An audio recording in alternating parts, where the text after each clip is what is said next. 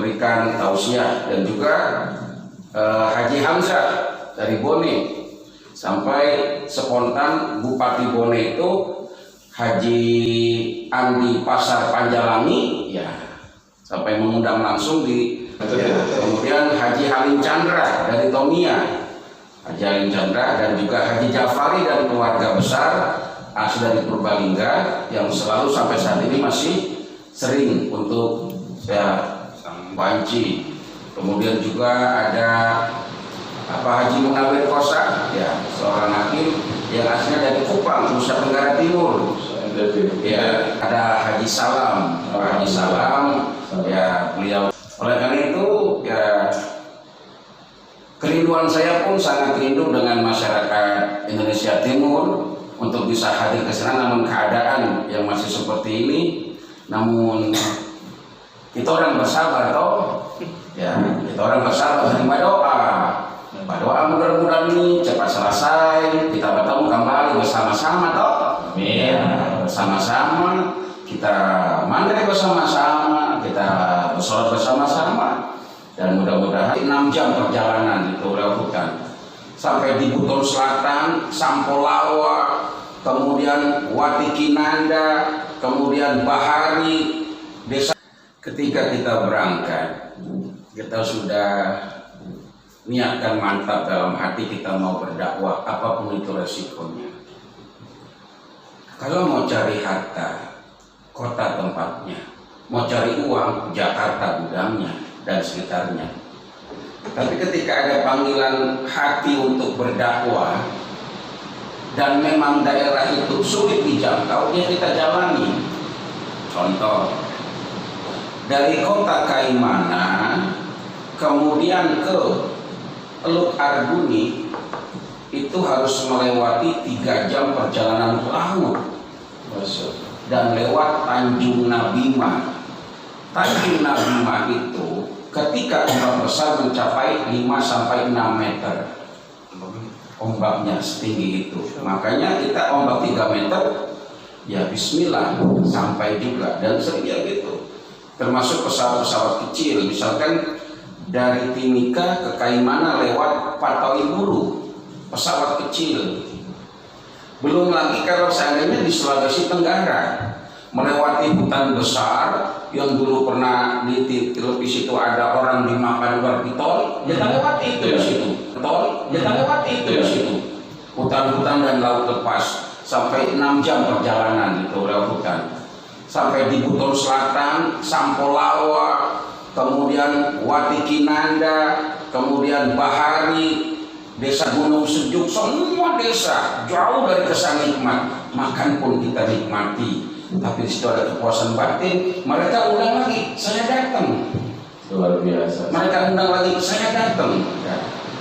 Jadi ada ikatan emosional yang sampai sekarang terbangun. Makanya kepingin ketemu lagi. Jadi ya niatkan dalam hati kita ingin berdakwah. Nanti dunianya insya Allah akan siapkan, kan kayak. Ikhlas ya. Ikhlas dalam tataran cukup ya. Itu sampai tahu nama-nama desanya ya tadi. Iya, hafal ya.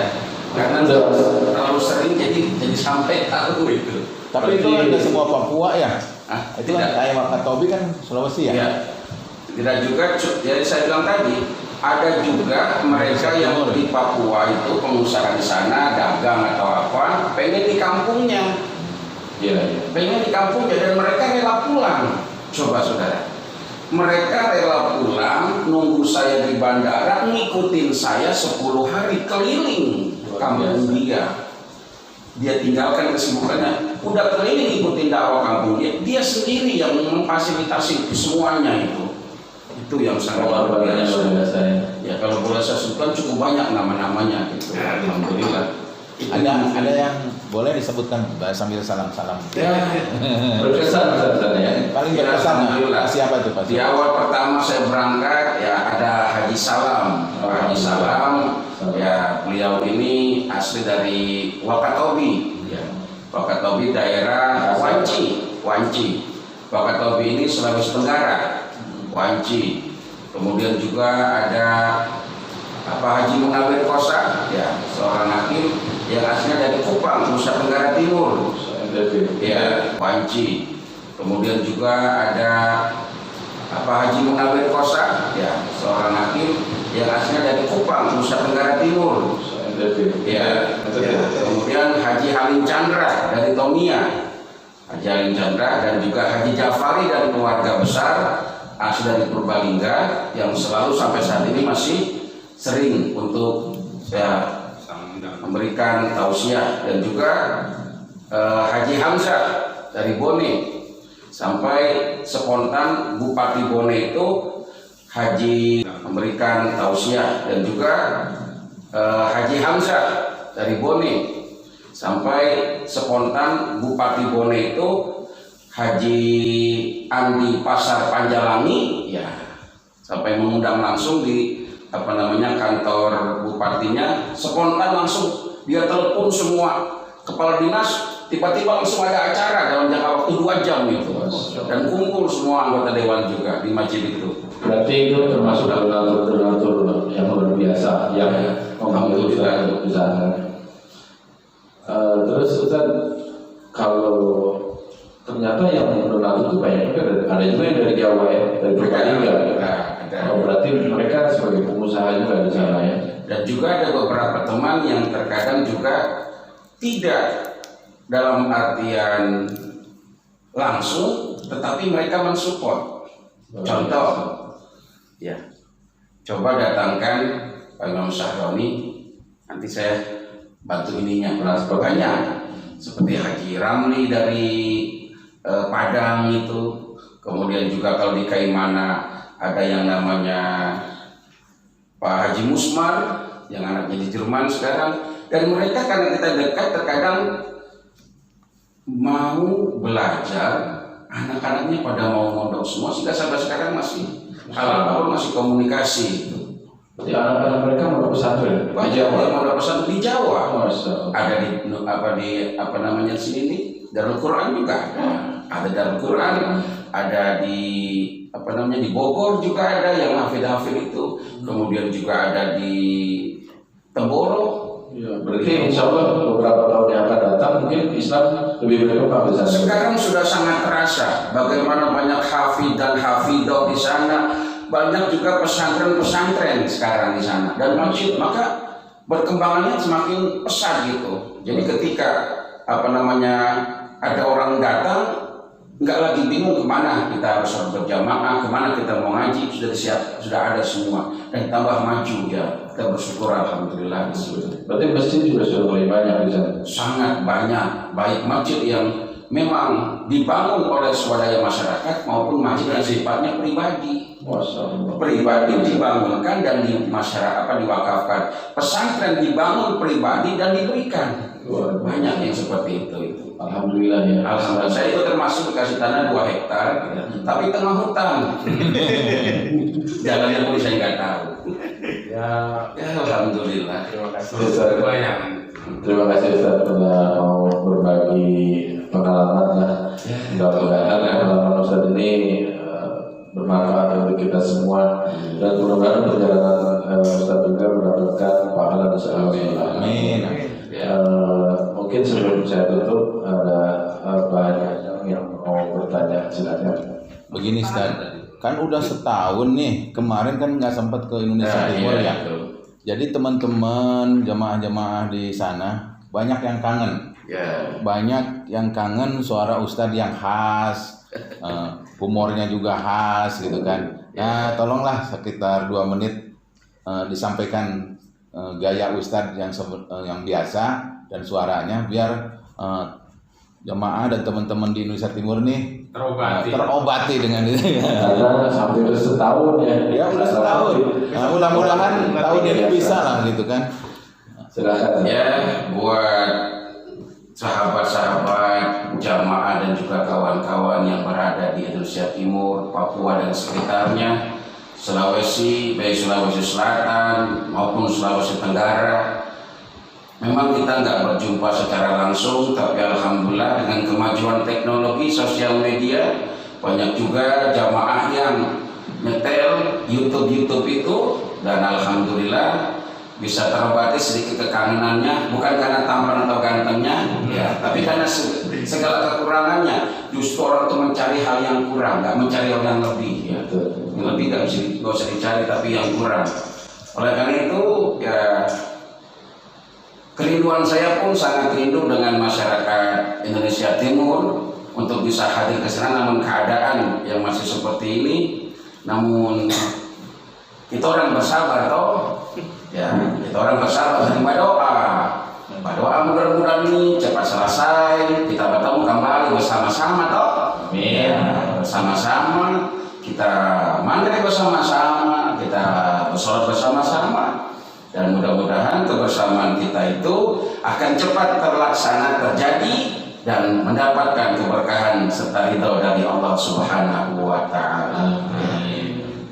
Cukup. Kalau mau nanya kali ini, saya tanyakan. Boleh. Boleh enggak? Karena sumber menanya. Sedikit bertanya Ustaz, mungkin kiatnya kali ya. Tadi Ustaz bilang kalau mau mencari uang itu adanya di kota.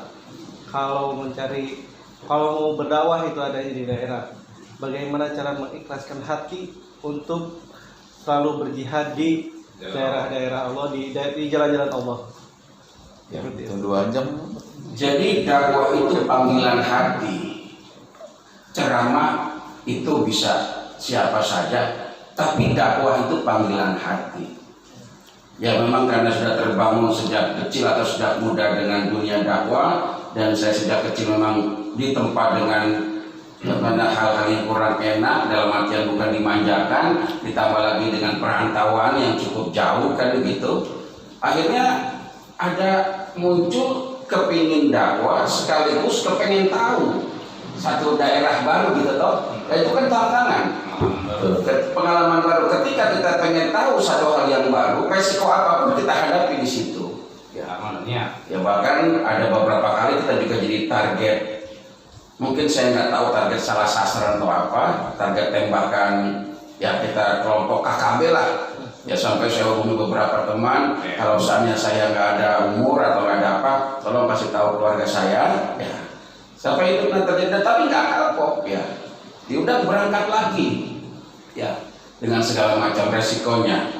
Jadi buat teman-teman semua, ya ketika kita berdakwah, sampaikanlah sesuatu yang merupakan Allah berikan sebagai firman-Nya dan Rasul sampaikan sebagai sabdanya, ya. Sebagai sebuah nilai ibadah, insya Allah nanti akan ada kebaikan baik dunia dan akhiratnya. Dan itu saya rasakan karena kita baik dengan teman-teman kita yang awam di sana, kita nggak justifikasi mereka harus begini, tapi kita rangkul mereka, kita ngomong. Karena pada hakikatnya dakwah merangkul, bukan memukul, menyampaikan argumen, bukan sentimen, ngajak, bukan ngejek. Akhirnya terasa ketika mereka sukses, mereka nggak lupa, oh iya, dia orang bisa mengaji, Bapak Sarawi datang itu. Coba Bapak Sarawi pulang kasih oleh-oleh toh, karata kan, atau sedikit-sedikit aja bukan, gitu. Jadi alhamdulillah, jadi tanamkan ketika kita berdakwah itu, ya pasti ngikutin, dunia itu ngikutin. Makanya nggak ada orang ceramah itu dikasih di awal. Itu namanya akhirat ngikutin dunia. Jadi ceramah dulu, dikasih amplop. Nah, namanya ngikutin tuh. Kalau seandainya nggak dikasih, nggak ada yang ikut, ya kita tungguin. Tapi intinya kalau kita nyari akhirat, dunia pun akan ikut. Nah, insya Allah sepanjang dunia pun tetap kita usahakan. Nanti Pak Haji Apud ada Kristen di sini. Oh, gitu. Ya sudah, mungkin sementara itu saja ya. Terima kasih ya. Channelnya Suyarno DNS ya, mudah-mudahan ini bisa tambah keakraban kebersamaan kita, dan tolong bagi rekan-rekan kawan-kawan YouTuber semua jangan lupa ya untuk ditonton YouTube-nya dan juga subscribe dan komen yang bagus-bagus ya. Kebaikan itu harus terus disebarkan. Dengan subscribe sebuah kebaikan, maka Anda pun akan mendapatkan kebaikan. Bismillah, like and subscribe. Sedekah ya. Terima kasih, Terima kasih.